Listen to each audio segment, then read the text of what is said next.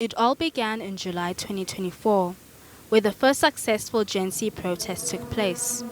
What started as a quota reform push against unfair government job rules in Bangladesh exploded into a mass uprising after authorities carried out mass killings of protesters.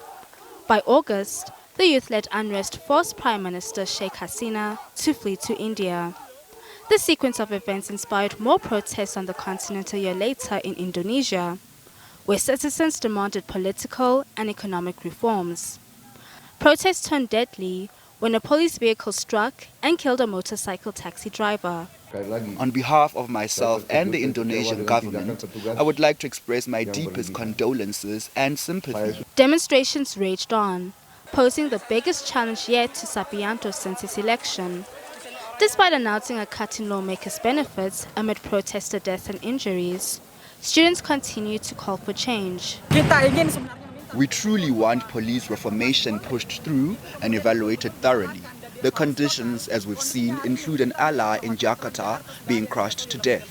A student in Yogyakarta experienced the same. There's never been a firm statement that the government would do a total evaluation of the police. Besides that, there is too much involvement of the military in the demonstrations. We don't want civilian spaces to be infiltrated by the military, as we fear there could be a martial law. Massive protests also erupted in Nepal a month later.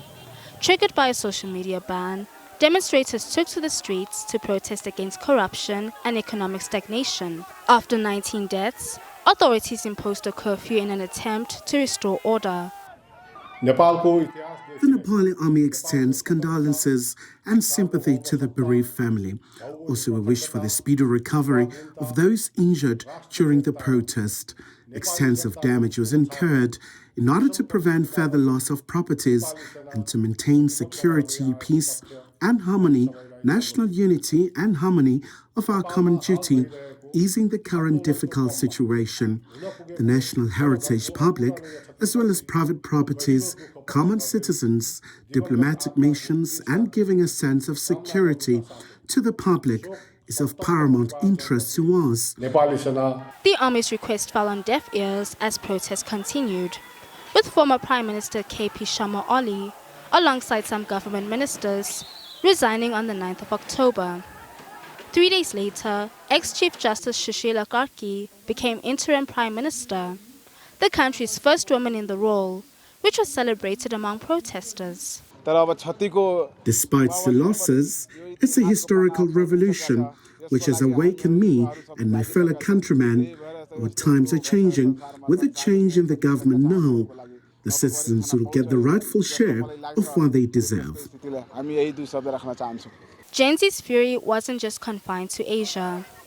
Echoing Kenya's 2024 protests, September 2025 saw Madagascar's youth demanding the resignation of President Audrey Rajoelina over water shortages and blackouts. Youth marches in the capital, Antananarivo, spread nationwide, prompting him to dissolve the government and promising to find solutions. There are associations, agencies, and countries that finance this movement, and there are those who plan to seize power without going through elections, but simply take power and seek only to exploit Madagascar's mines as in other African countries. No one will benefit from destroying the country.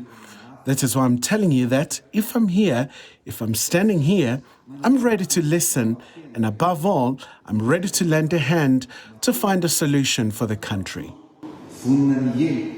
However, on the 15th of October, Rajoelina, who was also SADC chair, fled the country, resulting in the military and its leader, Colonel Michael Rajaranarina, taking over a couple of days later. We place good governance, a culture of transparency, accountability, efficiency, and the principle of zero tolerance at the center of our actions. We also commit to taking all necessary actions and measures against the enemies of our republic to redress the wrongs suffered by the victims during the popular movement and to guarantee the free exercise of fundamental rights and freedoms, including freedom of expression and respect for the law.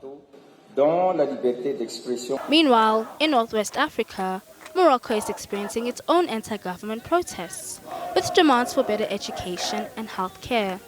By the end of October, the government began introducing reforms, while also arresting more than 2,400 protesters. The North African country has since faced allegations of abusing detainees as it hosts the Africa Cup of Nations. Bonolo Maribe, SABC News.